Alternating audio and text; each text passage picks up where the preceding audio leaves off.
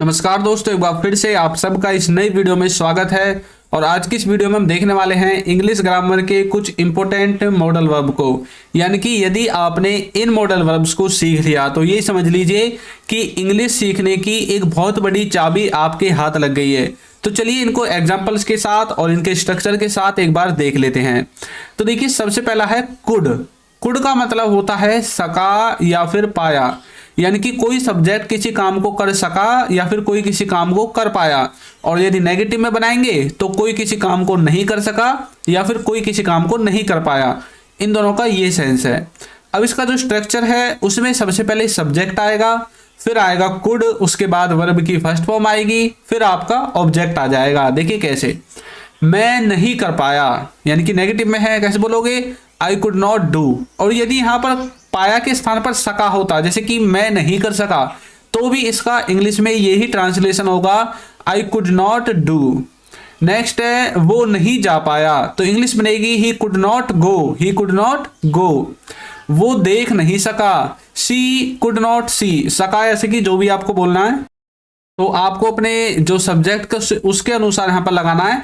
यदि कोई लड़का है तो आपको ही लगा देना है, कोई लड़की है तो आपको सी लगा देना है। तो यहां पर ये टाइपिंग मिस्टेक थी। तो नेक्स्ट है वुड हैव। वुड हैव का क्या मतलब होता है?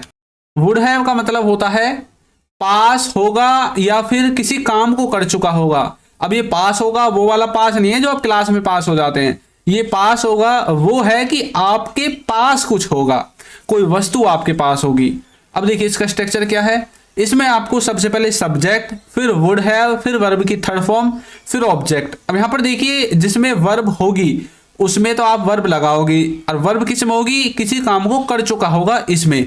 लेकिन किसी के पास कुछ होगा, इसमें आपकी वर्ब नहीं होगी, तो आपको वर्ब भी नहीं लगानी है। देखिए एग्जांपल, उसके पास पेन होगा। अब यहां पर देखिए कोई वर्ब नहीं है, हम सिर्फ बता रहे हैं कि किसी के पास कुछ होगा।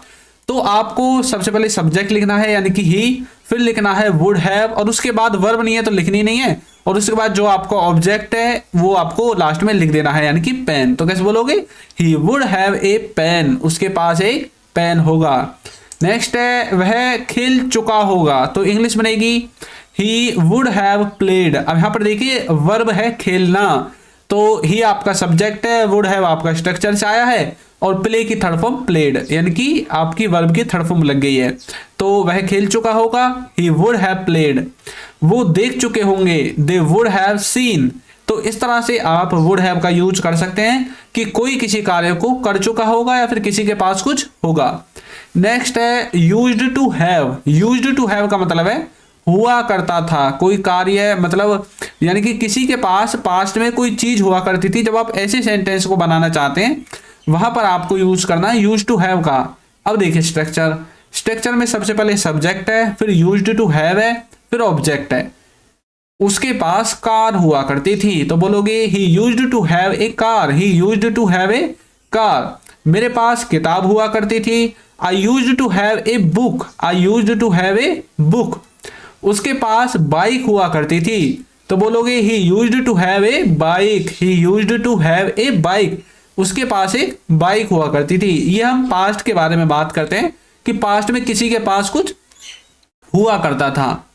नेक्स्ट देखिए, यदि अभी तक आपने हमारी बुक्स को परचेज नहीं किया है तो डिस्क्रिप्शन में लिंक है, वहां से जाकर आप उन्हें परचेज कर सकते हैं। और ये पीडीएफ है, कोई फिजिकल बुक नहीं है, तो पीडीएफ के रूप में ही आपको मिल जाएंगी।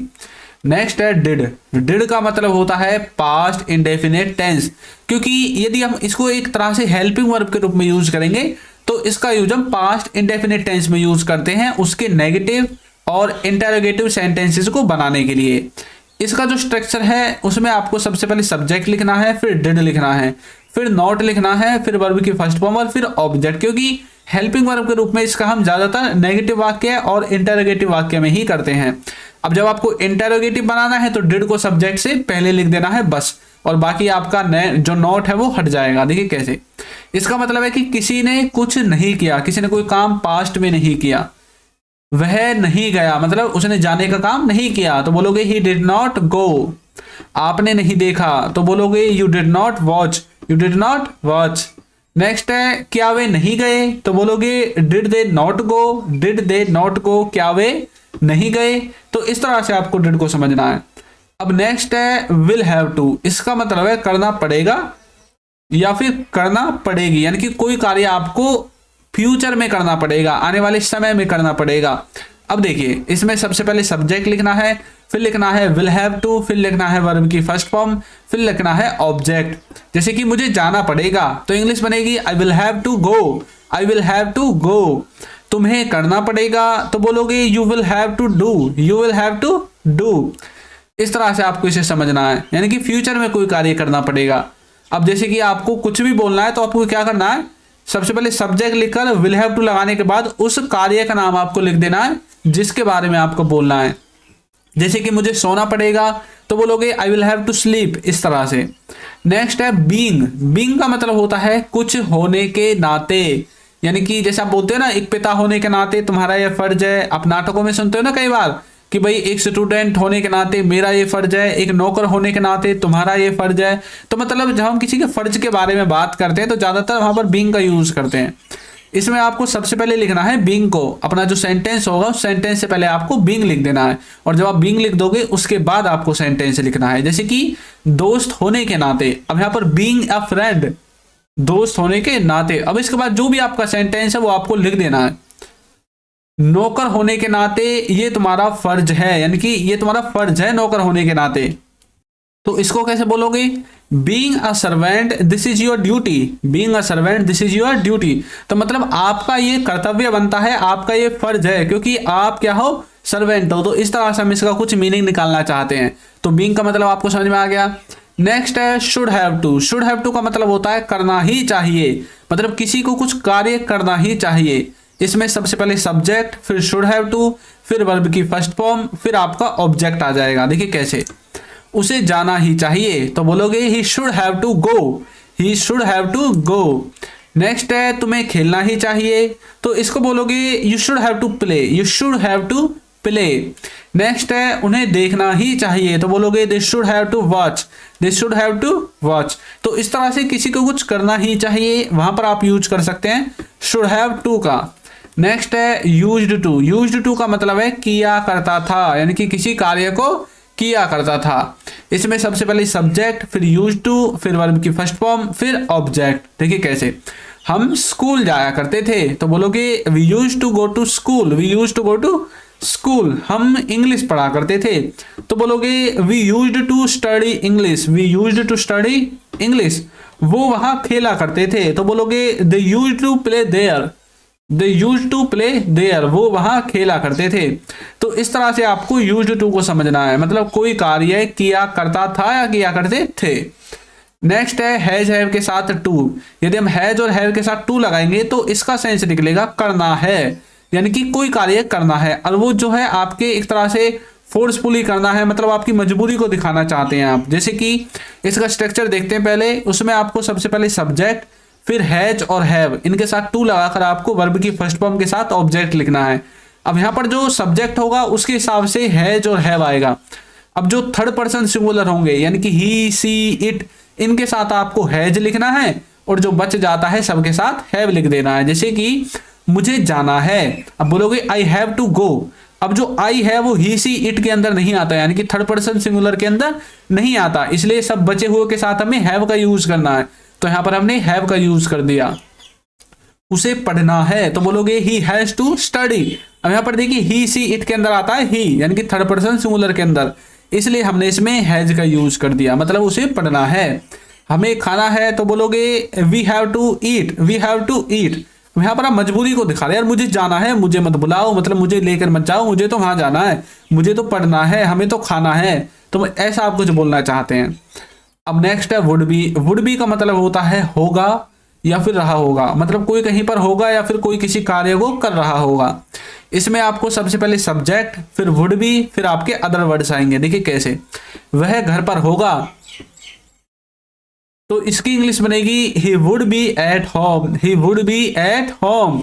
पापा ऑफिस में होंगे, पापा ऑफिस में होंगे तो कैसे बोलोगे पापा वुड बी इन ऑफिस, पापा वुड बी इन ऑफिस। वह खेल रहा होगा तो बोलोगे he would be playing, he would be playing. इस तरह से आप वुड का यूज कर सकते हैं बी के साथ। नेक्स्ट है अबाउट टू। अबाउट टू का मतलब होता है होने वाला है, यानी कि कुछ होने वाला है। इसमें आपको सबसे पहले सब्जेक्ट, फिर इजमार यदि आपको प्रेजेंट के लिए वाक्य बनाना है, वाचवर यदि आपको पास्ट के लिए वाक्य बनाना है, उसके बाद अबाउट टू लिखकर वर्ब की फर्स्ट फॉर्म के बाद ऑब्जेक्ट को लिख देना है। वह आने वाला है तो बोलोगे he is about to come, he is about to come. तुम सोने वाले थे तो बोलोगे you were about to sleep, you were about to sleep. हम देखने वाले हैं तो we are about to watch, we are about to watch. तो इस तरह से कोई कुछ करने वाला है वहां पर आपको अबाउट टू का यूज करना है। तो नेक्स्ट है शुड हैव। शुड हैव का मतलब होता है चाहिए था, मतलब किसी को, किसी सब्जेक्ट को कुछ करना चाहिए था। इसमें सबसे पहले सब्जेक्ट, फिर शुड हैव, फिर वर्ब की थर्ड फॉर्म, फिर ऑब्जेक्ट आएगा। देखिए कैसे, तुम्हें खाना चाहिए था तो बोलोगे you should have eaten, you should have eaten. उसे देखना चाहिए था तो बोलोगे he should have seen, he should have seen. हमें बोलना चाहिए था तो बोलोगे we should have spoken, we should have spoken. हमें बोलना चाहिए था। तो इस तरह से आप इसका यूज कर सकते हैं, मतलब पास्ट में कुछ करना चाहिए था। नेक्स्ट है माइट बी। माइट बी का मतलब होता है में से कम संभावना, यानी कि शायद ही कोई कार्य के बारे में जब हम बताना चाहते हैं, जैसे कि शायद ही वह कर रहा होगा, शायद ही वह वहां पर होगा, मतलब शायद के बारे में पॉसिबिलिटी बिल्कुल कम है। इसका स्ट्रक्चर में आपको सब्जेक्ट के बाद माइट भी लगाकर आपके सेंटेंस के अदर वर्ड्स आपको लास्ट में लिखने हैं, जैसे कि शायद ही वह घर पर हो सकता है तो बोलोगे he might be at home, he might be at home. शायद ही वह वहां हो सकता है तो बोलोगे he might be there, he might be there. तो इस तरह से आप माइट बी का यूज कर सकते हैं कम संभावना में। तो दोस्तों वीडियो आपको कैसी लगी है जरूर बताइएगा, और यदि अभी तक आपने हमारे चैनल को सब्सक्राइब नहीं किया है तो चैनल को सब्सक्राइब कर दीजिए, वीडियो को लाइक कर दीजिए और एक अच्छा सा कमेंट करना बिल्कुल ना भूलें। Thank you.